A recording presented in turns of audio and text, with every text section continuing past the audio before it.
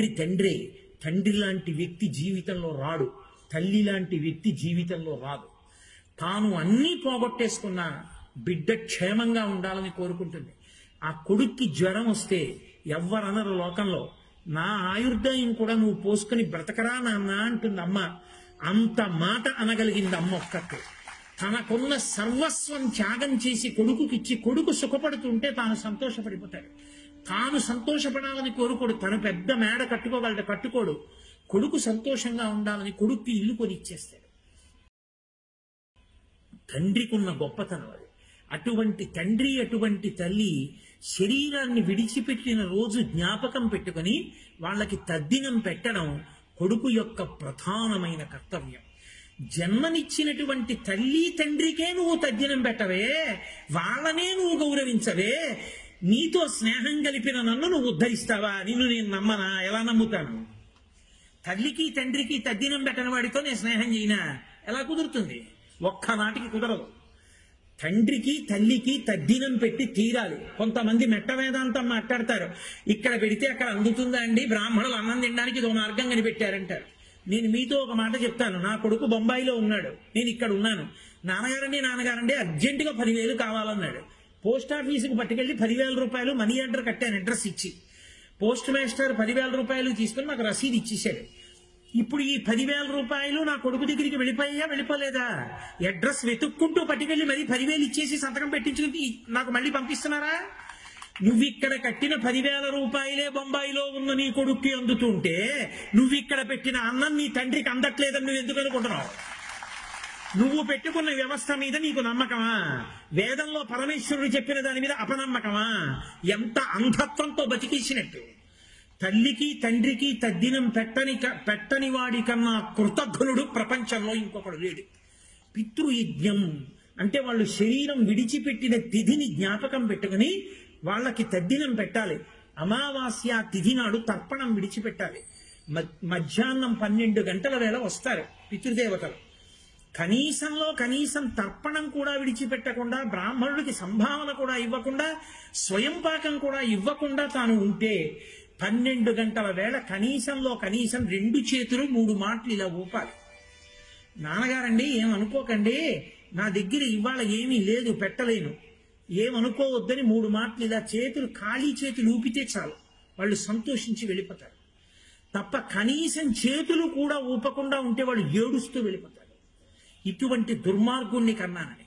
కాబట్టి పితృయజ్ఞం, తల్లిదండ్రులకు తద్దినము పెట్టుట. ద్వాదశి నాడు తద్దినం పడితే పొద్దున్న భోజనం లేదు, అపరాహ్న భోజనమే. వేదం అంత ఔదార్యంగా మాట్లాడింది తల్లిదండ్రులకు తద్దినం పెట్టడం అంటే. శుభకార్యం జరుగుతున్నా సరే నాందీ దేవతలన్న పేరుతో వాళ్ళని పిలిచి ఆ ప్రాంగణంలో ఉండమని అడుగుతారు. వాళ్ళు సంతోషిస్తారు. కడుపున పుట్టిన బిడ్డలందరూ జ్ఞాతులు కలిసి తిరిగి ఆనందపడుతుంటే వాళ్ళు సంతోషిస్తారు వచ్చి. కాబట్టి పితృయజ్ఞం. చిట్ట చివరిది భూతయజ్ఞం. భూతయజ్ఞం అని ఉంటుంది. మనం అన్ని ప్రాణులలో ఉన్నటువంటి వైభవాన్ని మనమే వాడుకుంటాం. అది మనుష్య ప్రాణికి పరమేశ్వరుడు ఇచ్చినటువంటి గొప్ప వరం. మన బుద్ధి చేత మనం అలా చేస్తాం. మీరు చూడండి, గొర్రెకి బొచ్చు ఉంటుంది, ఉన్ని. అది ఆ ఉన్ని చేత వెచ్చగా ఉంటుంది. మనం ఆ బొచ్చు కత్తిరించి తీసుకొచ్చి కోటు తొడుక్కుని మనం వెచ్చగా కూర్చుంటాం. ఏనుక్కి దంతం ఉంటుంది, కోసి తెచ్చి బొమ్మ చేసుకుంటాం. గుర్రం పర్వతం మీద పరిగెడుతుంది, దాని మీద ఎక్కి పర్వతాలు దాటుతాం. పక్షి ఆకాశంలో వెడుతుంది, మనం విమానం ఎక్కి ఆకాశంలో వెడతాం. నదిలో సముద్రంలో చేప పరిగెత్తాలి, మనం ఓడ వేసుకుని సముద్రాన్ని దాటుతాం.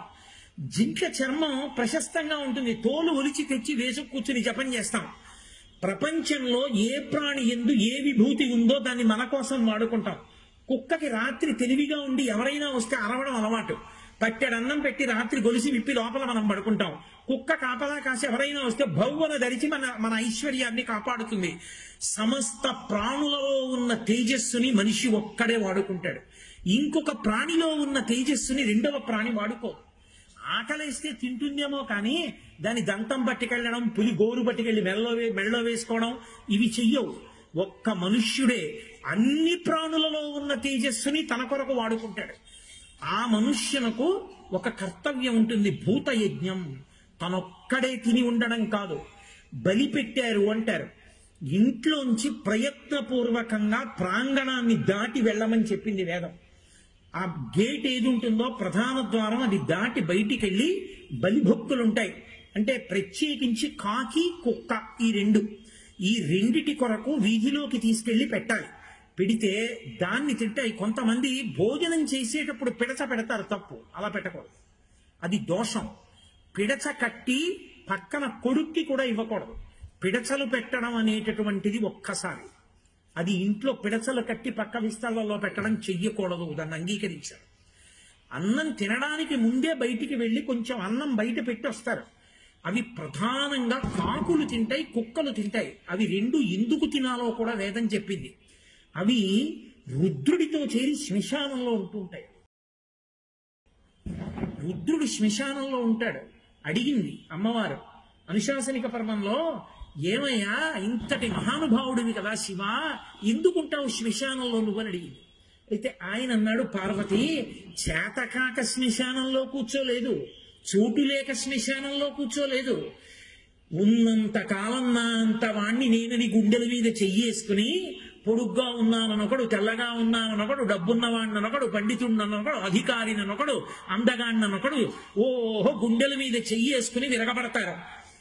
ఊపిరి ఆగిపోగానే నా వాళ్ళు అన్న వాళ్ళందరూ తీసుకొచ్చి శ్మశానంలో కాల్చేసి తల పగిలిపోగానే వెళ్ళిపోతారు, ఇంకా పూర్తిగా కాదు. అప్పుడు నా వాళ్ళన్న వాళ్ళందరూ వెళ్ళిపోతుంటే ఒక్కడే నిలబడతాడు. అప్పుడు నేను నాన్రా అని అనడానికి నేనైనా ఉండకపోతే ఏడుస్తాడని ఉన్నాను పార్వతి అన్నాడు. అది ఆయన ఔదార్యం, మహానుభావుడు. పార్వతి భూతగణములుంటాయి, కాకులు కుక్కలు లాంటివి నా చుట్టూ తిరుగుతుంటాయి. భైరవ అంటారు కుక్కని. ప్రాణం విడిచిపెట్టగానే భయ్య నరిచి వెంటపడుతుంది అది, అందుకే దాని పేరే భైరవ. వెంటపడితే జీవుడు పరిగెడతాడు. ఆ భైరవుడు రుద్రుణ్ణి ఆశ్రయించి తిరుగుతూ ఉంటాడు. ఆ భైరవులు, ఆ వాయసములు అంటే కుక్కలు రుద్రగణములలో ఉంటాయి. ఆ ఉన్నటువంటివి బలిభక్తులు, వాటికి తీసుకెళ్లి వీధిలో అన్నం పెడితే అవి తింటాయి. అటువంటి ప్రాణులు సమస్త భూతములు మనుష్యుని వలన బ్రతకాలి, అందుకని పట్టెడన్నం పెట్టమని చెప్పింది శాస్త్రం. అలా పెట్టకపోతే కృతజ్ఞుడవైపోతావు. పట్టెడన్నం కూడా మిగలకుండా నీకు నీ భార్యకే సరిపోయినంత అన్నమే వండించుకుని, మెతుకు లేకుండా కొంచెం అన్నం ఉండిపోయింది పెట్టేసుకుంటారా అంటే, నువ్వు కొంచెం నేను కొంచెం పెట్టేసుకుందాం అని ఇద్దరూ పెట్టేసుకుని, సహించినా సహించకపోయినా కక్కొచ్చేటట్టుగా మింగేసి ఆ గిన్నెల్లో మెతుకులు కూడా లేకుండా తోమేయకూడదు. పట్టెడన్నం మిగలాలి. ప్రయత్నపూర్వకంగా పట్టుకెళ్ళి అన్నం పెట్టాలి, పెట్టి తినాలి. దేవాలయ వ్యవస్థలో కూడా బలి ఉన్నది. బలి అన్న మాటకు అర్థం ఏదో జంతువుల్ని చంపడం కాదు, ప్రత్యక్షంగా భూతాలు వచ్చి తింటాయి. అందుకే ఆ అన్నాన్ని పట్టుకెళ్ళి మేళతాళాలతోటి కొన్ని చోట్ల బలిహరణ మంటపాలను ఉంటాయి, వాటి మీద పెడతారు. పెడితే కాకులు మొదలైన వచ్చి తింటాయి. అక్కడ తిన్నందుకు పక్షులు వాలినందువల్ల దోషం వచ్చింది కాబట్టి మళ్ళీ కుంభాభిషేకం చేస్తారు, అంతే తప్ప అవి రాకుండా జాలీలు కట్టేయడం అవి చేయరు. పరమేశ్వరుడి దగ్గర కూడా అవి తింటాయి. మనం కూడా పెట్టాలి. దాన్ని భూతయజ్ఞం అంటారు. పెట్టడం కూడా ఎలా పెట్టాలో తెలుసా? పరమ భక్తితో ప్రేమతో పెట్టాలి. పెట్టినప్పుడు అది తింటుంటే చూసి మురిసిపో. ఒక కుక్క తింటోంది అనుకోండి, అబ్బా ఎలా తింటోందో అనకూడదు. అది నోటితో కబలాన్ని ఎత్తి నాలుకతో తింటుంటే మాంసం తిన్నట్టు తింటుంది అన్నాన్ని కూడా. అది తింటున్నప్పుడు ఒక ప్రాణి, ఒక కుక్క రాత్రి నేను నిద్రపోతుంటే మురిగి కాపాడింది, రుద్రగణాల్లో చేరింది, దానికి అన్నం పెడుతున్నాను అని సంతోషంగా పెట్టాలి. పరమేశ్వరుడు పార్వతీదేవితో చెప్పాడు, పార్వతి వీటికో అలవాటు ఉంది, చీకటి పడిన తర్వాత ఊళ్ళోకి ఎడతాయి. ఇక్కడ ఉన్నటువంటి భూత ప్రేత పిశాచములు వెళ్ళి ఊళ్ళోకి వెళ్ళి నిద్రపోతున్న వాళ్ళని హింసిస్తాయి. వాళ్ళు నా భక్తులు, నా పేరు చెప్పుకుని బతుకుతున్నారు, వాళ్ళని పాడు చేయకుండా ఉండడానికి వీటిని ఇక్కడ ఉంచడానికి నేను ఏం చేస్తుంటానో తెలుసా? శ్మశానంలో రాత్రి వేళ తాండవం చేసి నృత్యం చేస్తాను. వాటన్నిటికీ సరదా. ఆ నృత్యం చేస్తూ కూర్చుంటాయి. వాటిని అలా కూర్చోబెడతాను. తెల్లవారుజామున బ్రహ్మముహూర్తంలో నా నృత్యం ఆపేస్తాను. ఇవన్నీ పగటిపూట సూర్యోదయం అయితే ఇక వెళ్ళవు, అందులో పడి ఉంటాయి. లోకాన్ని కాపాడడానికి శ్మశానంలో ఉండి తాండవం చేస్తున్నాను తప్ప చేత కాక కూర్చోలేదు. అదే పనిగా శ్మశానవాసి అని అర్థం పర్థం లేకుండా తత్వం తెలియకుండా వదరి మాట్లాడిన వాళ్ళ దగ్గర ఒక్క రాత్రి నేను నాట్యం చేయడం మానేస్తే పీక్కు తింటా ఇవన్నీ ఏమిటో అనుకుంటున్నాడు. పిచ్చి పేలుతున్నాడు తెలియక శివతత్వం ఏమిటో. నోరు అదుపులో పెట్టుకోవాలి పార్వతి, నా తత్వం తెలిసి బ్రతకాలి. నేను జగత్తుకంతటికి తండ్రిని, అందరూ నా బిడ్డలే. 10 మంది బిడ్డల్ని కన్నాడు ఒక తండ్రి. 90 IASలు, IPSలు, IRSలు, IFSలు అయ్యారు. ఒకడు జేబు దొంగ అయ్యాడు. తండ్రి షష్ఠి పూర్తికి 10వ వాడిని కూడా పిలవాలి. ఒరే నువ్వు వెళ్ళేటప్పుడు నేను డబ్బిస్తాను, వచ్చిన వాళ్ళ జేబులు కత్తిరించకని చెప్తాడు. అంతేకాని జేబు దొంగ నా కొడుకు కాడనగా సృష్టిలో ఉన్న భూత ప్రేత పిశాచములు కూడా ఎవరికో బిడ్డలే. పరమేశ్వరుడు వాళ్ళు నా బిడ్డలు కాదంటే వాళ్ళు ఎవరికి బిడ్డలు? నా బిడ్డలని చెప్పాడు పరమేశ్వరుడు. అది తండ్రితనం. అందుకే కాళిదాస మహాకవి 2 చేతులెత్తి నమస్కరించాడు. వాగర్ధ వివ సంపృక్తం వాగర్ధ ప్రతిపత్తయే జగత పితరం వందే పార్వతీ పరమేశ్వరం అని.